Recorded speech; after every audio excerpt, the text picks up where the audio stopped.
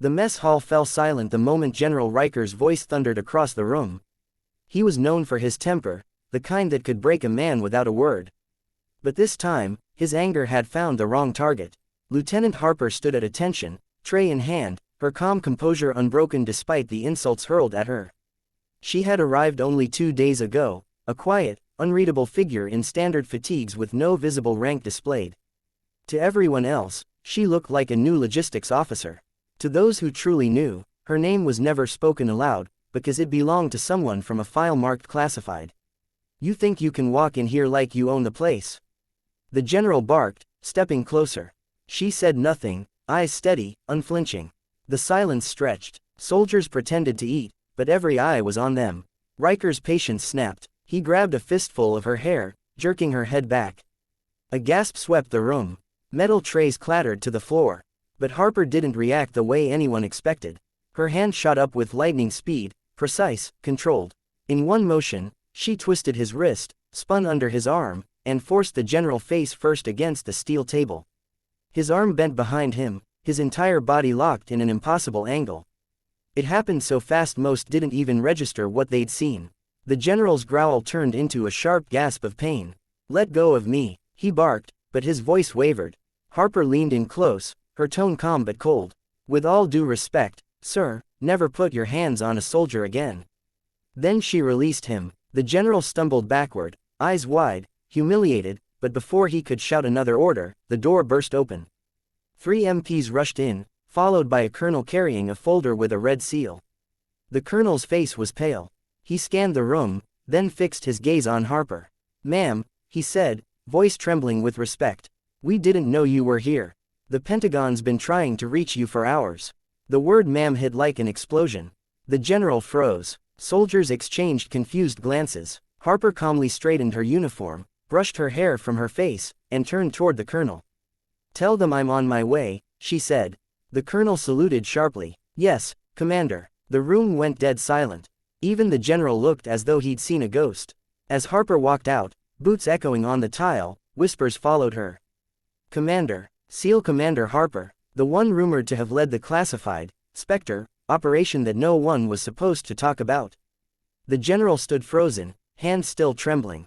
The only sound was the fading click of her boots, the sound of authority he'd just learned not to underestimate. The mess hall stayed silent long after Commander Harper left. Soldiers stared at the doorway she had just walked through, as if expecting her to come back and confirm what they'd witnessed. The air was thick with disbelief and fear. General Riker stood still, jaw clenched, trying to piece together what had just happened. His wrist still ached from her hold, precise, surgical, the kind of control that only came from elite combat training. Slowly, murmurs began to rise around the hall. "Did he say Commander?" Someone whispered. "She's a SEAL." Another gasped. "No way, SEALs don't even operate on this base." Before Riker could bark at them to shut up, his radio crackled. "General Riker, report to command immediately. Priority Alpha." The voice was tight, almost nervous. Within minutes, he was standing in the operations room, facing a screen filled with high-ranking officers, some of the Pentagon's most powerful figures. "General," one of them said sharply, "do you have any idea who you just assaulted?" Riker swallowed hard. "Sir, she was out of uniform, no insignia. Her rank is classified for a reason." The voice cut him off. "Commander Harper is one of the highest-ranking special operations officers in the Navy. She answers directly to Joint Command, not you."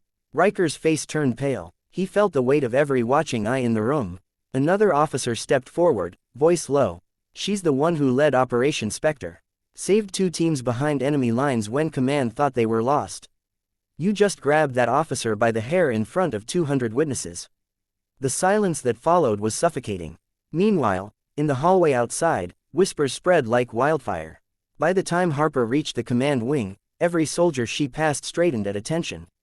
No one dared to speak. The same officers who had ignored her earlier now snapped into crisp salutes. Harper entered the secure comm room, where the colonel from earlier handed her a classified file. "The Pentagon needs your eyes on this, ma'am. Situation overseas, they want you to take command again." She opened the file, scanning quickly. "Tell them I'll need my old team," she said quietly. "And tell Riker to stand down. He's not part of this." "Yes, ma'am." As she walked out, She paused at the doorway. The colonel hesitated, then asked softly, "Permission to speak freely?" "Go ahead," she said. "They're all talking about what happened, Commander.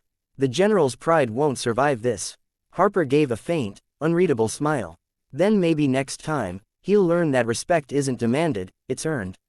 Outside, the base was buzzing with rumors, but Harper didn't care. She had work to do. Within the hour, her chopper was lifting off toward an undisclosed mission zone, leaving behind a base that would never forget the day a quiet woman reminded everyone what real command looked like.